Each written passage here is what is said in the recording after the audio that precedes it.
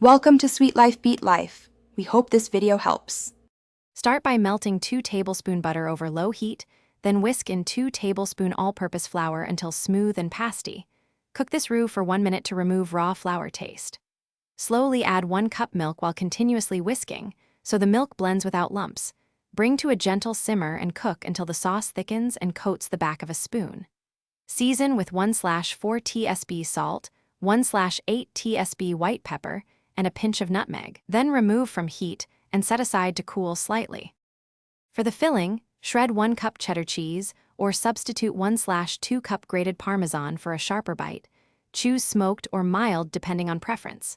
In a bowl, combine the warm white sauce with 1 cup shredded cheese and 1 tablespoon chopped parsley, stirring until the cheese melts into a creamy, spreadable mixture.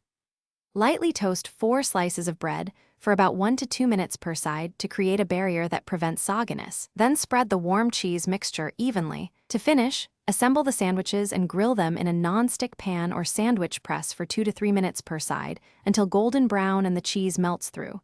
Press gently to compact the filling.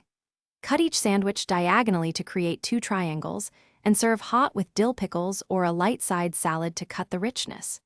If you have leftover white sauce, cool it, place in an airtight container, refrigerate up to 3 days, and reheat gently with a splash of milk to restore creaminess. Thanks for watching. Consider subscribing if we helped you.